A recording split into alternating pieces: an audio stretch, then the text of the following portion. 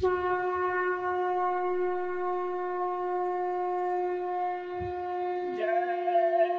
गुरुदेव। जय गुरुदेव।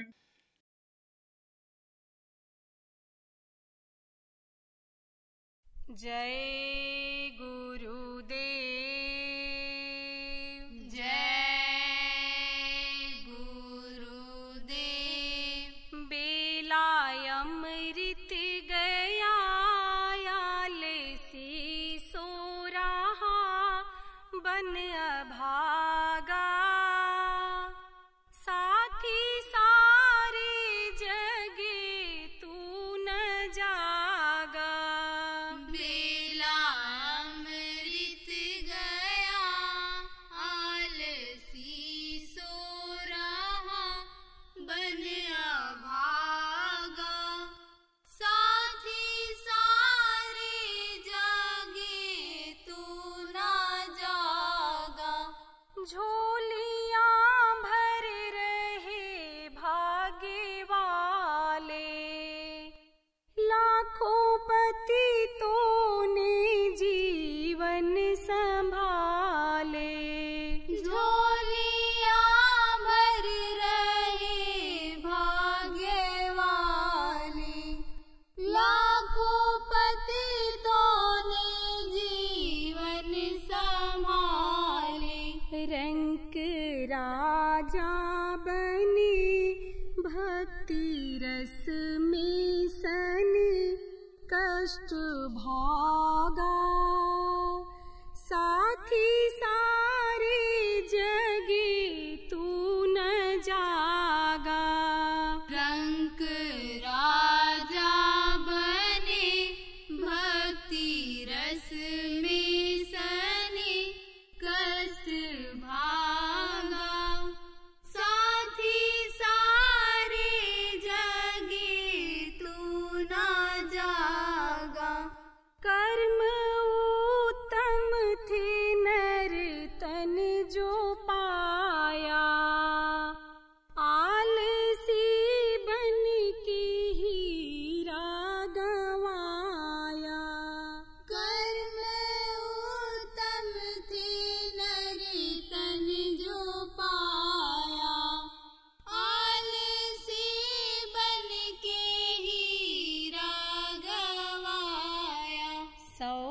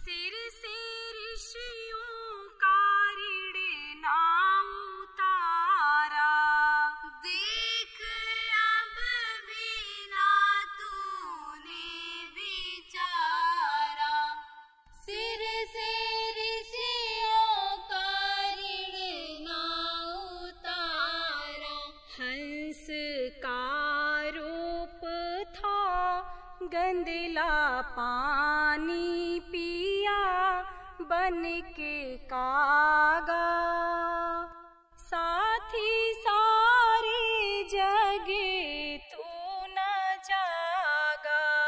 हंस का रूप था गंधला पानी पिया बन के कागा, साथी सारे जगे तू ना जागा।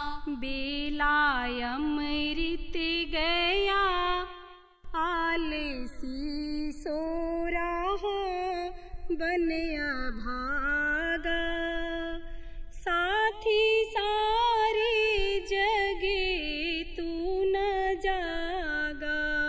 बेला अमृत गया आलसी सो रहा बनया भागा, साथी सारे जगे तू ना जागा।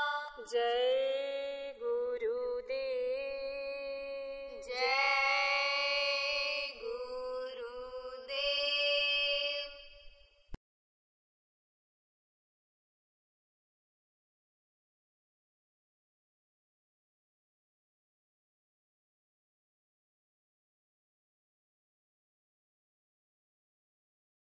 कबीर साहब ने कहा, जो तिल माही तेल है, जो चकमक में आग, तेरा साईं तुझ में जान से कैसो जानी सी। यानी वो मालिक निवास करता है। तो ये बेमिसाल मंदिर मस्जिद है कि नहीं है? बेमिसाल है। इसमें समझो सारे गुण भरे हुए हैं। अंदर का तो रचना आपको मालूम ही नहीं है कि कैसी रचना है। इसमें नाड़ियां हैं, इसमें कोष हैं 5, इसमें प्राण हैं। आप समझो यानी जहाँ ये जीवात्मा बैठी हुई है उसके नीचे एक आकाश है जिसको चिदाकाश कहते हैं। प्राण वहीं पर है, वहीं से नीचे उतरा है। तो आप ये समझो कि इसमें 10 प्रकार के प्राण हैं, उनका अलग अलग काम है। आप ये समझो इसमें नाक ये ऐसी चीज है कि जो प्राणों को हवा देती है। ये जो दोनों सुराख हैं या हवा ले करके अंदर प्राणों को देते हैं। तो ये बेमिसाल है कि नहीं? मनुष्य देखो सीधा खड़ा हो सकता है, जानवर खड़े हो पाते हैं। बाघ से कहो सीधा खड़ा हो जाओ, हाथी से कहो सीधा खड़ा हो जाओ, खड़ा हो पाएगा? भीम का शरीर है, मोटा तगड़ा, लेकिन वो खड़ा होकर आसमान नहीं देख सकता है। ऐसे खड़े खड़े एक जगह पीछे घूम करके ऐसे नहीं देख सकता है जब तक एकदम नहीं घूमेगा। लेकिन मनुष्य जैसा चाहे इसको मोड़ दे। कसरत करने वालों को देखो, इधर से उधर, उधर से उधर, कैसे कैसे इसको मोड़ देते हैं। हाथ पे समझो हड्डियां नहीं टूटती। कसरत करके व्यायाम करते हैं, सोचो आप, नहीं टूट सकती। वो कर पाएंगे? अरे भाई, तो देश कीमती है, ये मानो मंदिर है। आज तक जिसको मिला इसी में भगवान मिला, भगवान मिलता है इसी में मिलता है। और गृहस्थ आश्रम को बहुत ऊंचा आश्रम बताया गया। जितने आश्रम हैं उससे सबसे ऊंचा आश्रम गृहस्थ आश्रम है। क्योंकि इस समय तो ज्यादा अच्छा इसलिए है कि आदमी की जरूरतें ज्यादा बढ़ गई और ये जरूरतें बाहर पूरी नहीं हो सकती हैं। तो चुराएगा, कहीं खाएगा, भूख को रोक नहीं सकता आदमी, प्यास को रोक नहीं सकता है। और मान लो मन ये जो खराब हो गया तो इंद्रियों को रोक नहीं सकता है। घर में है, औरत है, बच्चे हैं, परिवार है, सब कुछ है, सारा साधन। तो सबसे अच्छा तो यही। लेकिन फंसे रहो इसी में, फंसे न रहो, हमेशा न फंसे रहो, नहीं फंस जाओगे। कैसे बनना चाहिए कि जैसे एक कटोरे में शहद रख दो तो एक मक्खी आती है, कटोरे के ऊपर बैठ करके शहद को खा करके उड़ जाती है। और दूसरी मक्खी आती है, कटोरे में रखे हुए शहद में कूद पड़ती है। शहद तो खाती है लेकिन उसके पंख फंस जाते हैं, निकल नहीं पाती है। तो फंस जाओगे तो निकल नहीं पाओगे और रहो इसी में। लेकिन उस तरह से रहो जैसे कीचड़ में कमल खिल जाता है, इस तरह से रहो। जो गृहस्थी का असर है उस तरह से आपके ऊपर न आने पावे कि जैसे कमल के पत्ते के ऊपर आप किसी भी तरह का तेल डाल दो तो नहीं रुकेगा, लेकिन पानी डाल दो, पानी की बूंदें रुकी रहती हैं। ऐसे ही रहो आप, रहो गृहस्थ आश्रम में ही, लेकिन उसमें फंसे न रहो। उससे समय निकालो 1 घंटा सुबह शाम का, किसके लिए? अपने आत्मा के कल्याण के लिए, प्रभु के पास अपने पहुंचने के लिए, अपनी आत्मा की मुक्ति के लिए समय निकालो। तो यह मानव मंदिर है, यह मंदिर तो दोबारा आपको नहीं मिलेगा। ये तो कोट जन्म जब भटका खाया तब ये अंदर संदोल पाया। आप समझो करोड़ों जन्मों में भटकने के बाद तब ये मनुष्य शरीर मिला है, लेकिन आप कहाँ पहुँच गए हो? बिल्कुल बॉर्डर पर पहुँच गए हो। 184 वर्ष भटक कर और पग में अटके हो आए। एक पैर अगर इधर से उधर रख दो तो अपनी जगह में पहुँच जाओ, अपने घर में पहुँच जाओ। और अगर नहीं रख पाए तो फिर परतंत्र हो, दूसरे के देश में हो, पराधीन सुख सपने नहीं। यहाँ कहाँ सुख है? यहाँ तो कदम कदम पर रोना है। पैदा होता है बच्चा तो रोता है, दूध नहीं मिलता है तो रोता है, खिलौना नहीं मिला तो रोया, लड़कों से झगड़ा हुआ खेल खेल में तो रोया, पढ़ाई में फेल हो गया तो रोया, पास हो गया नौकरी नहीं मिली तो रोया, नौकरी किया छूट गई नहीं कर पाया तो रोया, शादी नहीं हुई तो रो रहे हैं, और शादी हो गई तो रो रहे हैं। जिसके बच्चे नहीं वो रो रहा है, जिसके 4 बच्चे हैं वो भी रो रहा है, कह रहा मर जाते तो ठीक था। ये तो कोई पैर पकड़ के खींच रहा है, कोई हाथ पकड़ के खींच रहा है, कोई तो सेवा करते करते इस ताक में है कि किसी तरह से ही इनकी आँख लग जाए और गला दबा करके चाबी निकाल ले तिजोरी की। तो सब तो रो ही रहे, तो रोते रोते आए, रोते रोते चले जाओगे। क्या लेकर तू आया जग में, क्या लेकर तू जाएगा? नंगे पैदा हुए हो, नंगे करके संतान घाट भेज दिए जाओ। इसलिए कुछ करो तो नाम बताऊंगा, सीधा सरल रास्ता। न अष्टांग योग करना, न हठ योग करना, न कुंडलिनियों को जगाना, न प्राणायाम करना है, न कोई फूल पत्ती नैवेद्य लाना है आपको, न कोई जौ तिल अक्षत मेवा अगरबत्ती दीपक लाना है देवता को खुश करने के। न नहाना धोना जरूरी है, न कोई कपड़ा बदलना जरूरी है, न मोड़ मुड़ाना जरूरी है, न कंठी बांधना जरूरी है, न दाढ़ी बाल बढ़ाना जरूरी है, न बाल बच्चों को छोड़ना जरूरी।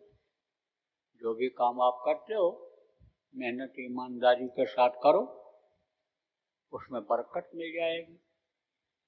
आप जहाँ खाते हो, जिस समाज में रहते हो, जाति में रहते हो, उसी के साथ रहो, खाओ शाकाहारी भोजन। जहाँ लड़का लड़की का शादी ब्याह करते हो वहीं पर करो। हम किसी का जाति धर्म नहीं बदल रहे। हमारे यहाँ तो देखो मानव जाति है, कोई किसी से पूछता है कि किस जाति को? पूछ। यहाँ तो सिया राम मैं सब जग जानी, करो प्रणाम जोर जुग पानी, सब जगह पर राम रम रहे। जीवात्मा प्रभु जिनको राम कहा उन्होंने वो सब में रम रहे हैं। तो सब में जब हैं, खड़क में राम, खंड में राम, जब सब जगह रम रहे हैं, तो फिर जो जैसा चश्मा लगाता है उसको वैसा ही सूरज दिखाई पड़ता है। तो जब यहाँ साफ है चश्मा तो काले रंग का सूरज कैसे दिखाई पड़ेगा? ये जीवात्मा कैसे भेदभाव वाली दिखाई पड़ेगी? भगवान ने कोई बनाया इस तरह का? उसने तो इंसान बनाया, मानव बनाया। अब उसी में आदमी देखो परेशान है, जातिवाद में, भाईवाद में, भतीजावाद में, एरियावाद में, कौमवाद में, नक्सलवाद में, आतंकवाद में। जान चली जा रही है लोगों, कितना धन माल का नुकसान हो रहा है। देखो विश्व तो पूरा बारूद के ढेर पर बैठने जा रहा है। कह रहे तरक्की कर रहे, तरक्की कर रहे, तरक्की कर रहे। आप जो पढ़े लिखे लोग हो, अखबार पढ़ते होगे, जो रेडियो सुनते होगे, समाचार देखते होगे, आपको मालूम है ना कि कंप्यूटर सब बंद हो गए कल, और हवाई जहाज कहाँ से कहाँ पहुंच गया। अमेरिका के लिए बैठे हवाई जहाज, और अमेरिका में जो लोग इंतजार कर रहे हैं, चाचा जी आ रहे, पिताजी आ रहे, भाई साहब आ रहे, वो कहाँ पहुंच गए? रूस पहुंच गए। कंप्यूटर ही नहीं काम किया, उनको कुछ सिग्नल नहीं मिला कि वो वहां जाएं, क्या करें, मुकर गए। अब वो काहे को दूसरे को खिलाएंगे? दूसरे पैसा दूसरा लिया खिलाने का, तो वो क्यों खिलाएंगे? वो देश के लिए। अब कोई कह रहा पानी के लिए तरस रहा हूँ, कोई कह रहा खाना नहीं मिल रहा, कोई कह रहा है यहाँ पड़ा हुआ हूँ, हमारी मदद हो। क्या कहते हैं कि या तो निर्वंशीय नाश या बहुवंशीय नाश। जब बहुत कहते हैं हम तरक्की कर रहे हैं, तरक्की कर रहे हैं, तब उसी में तरक्की में ही नीचे उनको आना पड़ जाता है, क्योंकि ये सारी जो तरक्की इस समय हो रही है आध्यात्मिक विद्या की वजह से ही हो रही है। और असली चीज को लोग छोड़ दें। मान लो कोई शराब पी करके और पावर हाउस के बटन को दबा दे, बंद कर दे, तो सब बिजली बंद हो जाए कि नहीं बंद हो जाए? बोलो। अरे कोई गुस्से में आ जाए मांस खा करके, क्योंकि ये खून को गर्म करता है और क्रोध को बढ़ाता है। अंडा गर्म होता है, खून में गर्मी लाता है, और खून में गर्मी आती है तो गुस्सा होता है आदमी, और फिर उस बटन को दबा दे, बिजली गुल हो जाए। तो ये जो 150 मंजिल का मकान बना रहे हैं, 100 मंजिल वाले मकान के लिफ्ट में अगर कोई 75 मंजिले पर लटक गया तो उतर पाएगा नीचे? अब बिजली फेल, सारा काम तो सिर्फ बिजली से हो रहा है।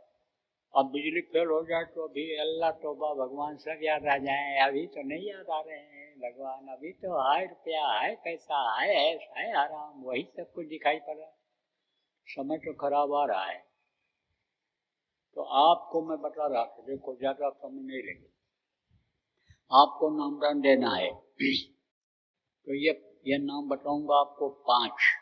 यह है ध्वन्यात्मक नाम। अब जिनका नाम होता है, उनका रूप होता है, उनका स्थान होता है, उनकी होती है आवाज।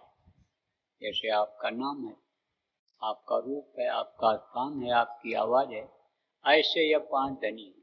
इनका नाम है, इनका रूप है, इनका स्थान है, इनकी है आवाज। तो वो मैं आपको बताऊंगा, रटाऊंगा, याद कराऊंगा। जितना भी आप याद कर सकते हो याद कर। जो न याद हो पावे उसका लिखा हुआ कागज नहीं मैदान में मिल जाएगा। लेकिन भीड़ बहुत ज्यादा है। मैं देख रहा हूँ उधर वहाँ गेट के पास तक लोग बैठे हैं, और उधर जहाँ तक मैं देख रहा हूँ सब आदमी उधर भी बैठे हैं, नहीं दिख रहा है, वहाँ तक है। और वो गेट जो आप देख रहे हो वहाँ तक बैठे हैं, सब पूरा मैदान भरा हुआ है, खचा खच इधर से बैठे हैं। अब इतनी भीड़, अब इसमें आप ये समझो कि न मिल पावे कागज आपको, तो पुराने लोगों से पूछ करके लिख लेना और याद कर लेना। और जब याद हो जाए तब कागज को फाड़ करके कहीं सुनसान जगह पर फेंक देना। बताना मत किसी को। अगर आप बता दोगे तो उसका कोई फायदा नहीं होगा। रिकॉर्ड करके सुना दोगे तो भी उसका कोई फायदा नहीं होगा।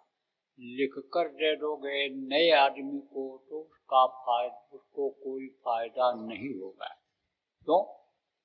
क्योंकि जिसको आदेश होता है उसके मुंह से सुनना जरूरी होता है।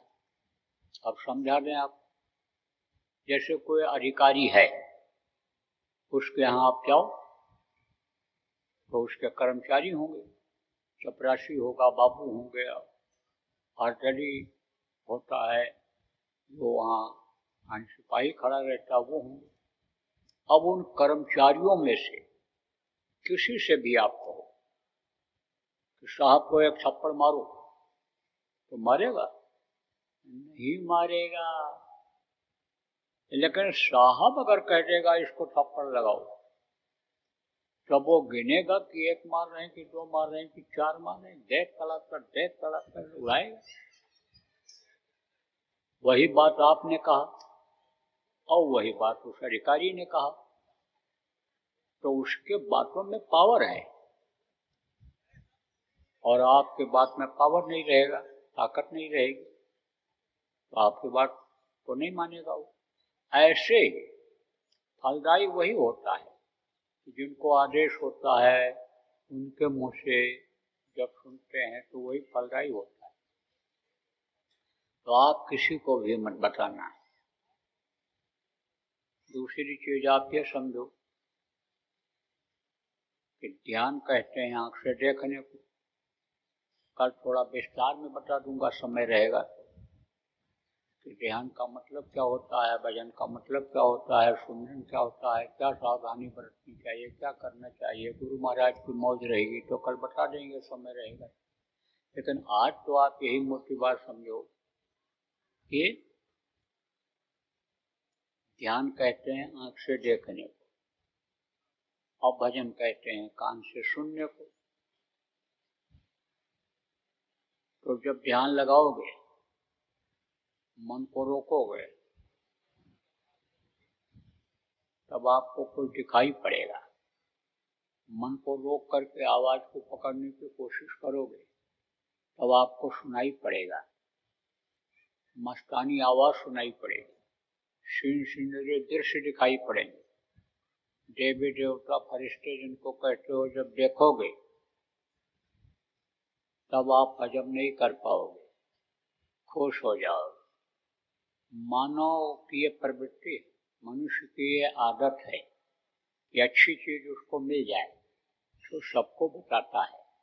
लड़का पास हो गया अच्छे नंबर, नौकरी मिल गई तो दिन भर फोन करते रहते हैं, मेरा भैया को नौकरी मिल गई, वो अफसर हो गया, वो पास हो गया।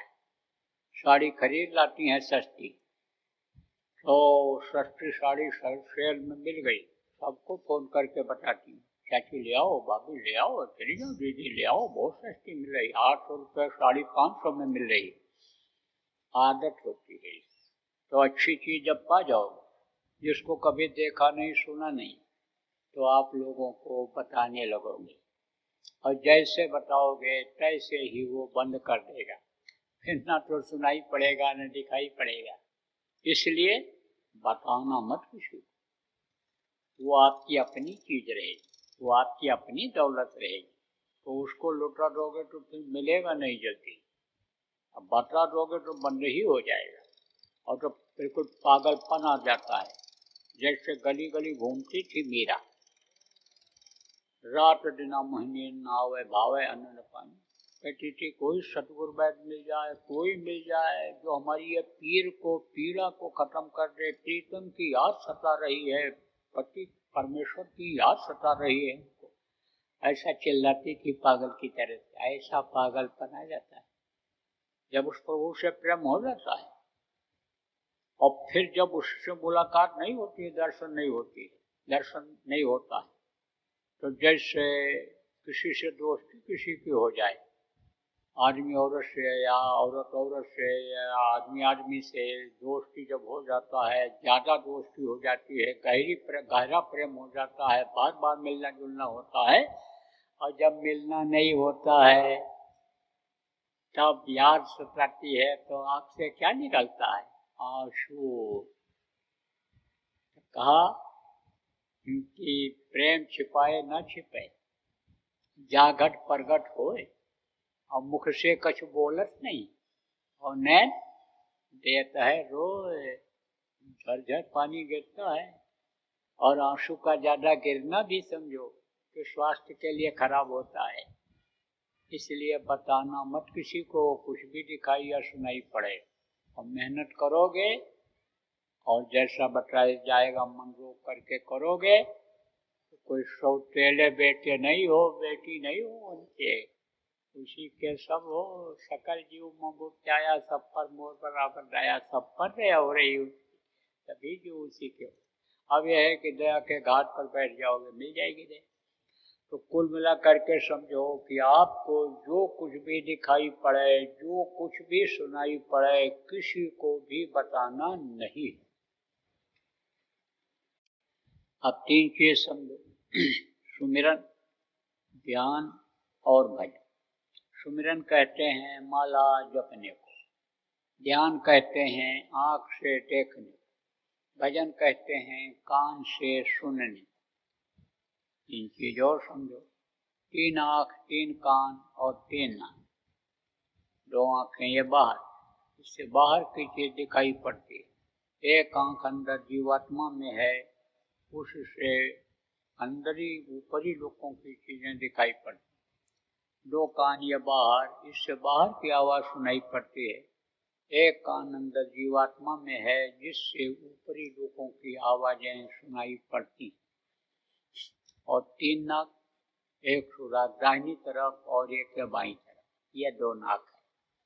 और 1 नाक है अंदर जीवात्मा में, उससे ऊपरी लोगों की खुशबू मिलती है। और इन दोनों नाकों से यहाँ खुशबू और बदबू दोनों मिलती है। तो बदबू है यहाँ, लेकिन बदबू वहाँ है ही नहीं। बदबू नाम की किसी लोक में कोई चीज नहीं। कोई नाबदान झाड़ू लेकर वहाँ झाड़ू बाड़ू नहीं करता, गंदगी है ही। अरे वो कोई लैट्रिन पेशाब के लिए जाते हैं, जैसे आप जाते हो हम जाते हैं। कोई सेप्टिक टैंक वहाँ बनवाते हैं कि लैट्रिन बाथरूम बनाते हैं, तो वहाँ का भोजन अलग है, सुगंधी भोजन। और सुगंधी में जो है वो मल मूत्र बनता ही नहीं। आप समझो लिंग शरीर का भोजन क्या है, सुगंधी है।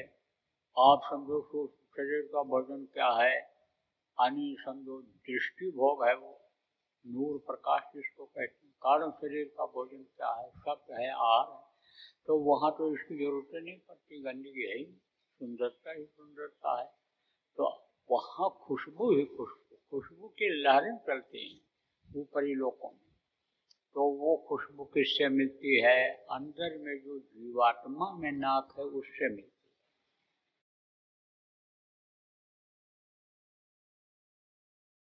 है। लक्षण सब दिखाई पड़ रहे हैं। ये देखो गर्मी बढ़ती चली जा रही, तापक्रम बढ़ता चला जा रहा है। अब पानी बरसेगा, ओला पत्थर गिरेगा, अतिवृष्टि होगी, ये सब लक्षण हैं।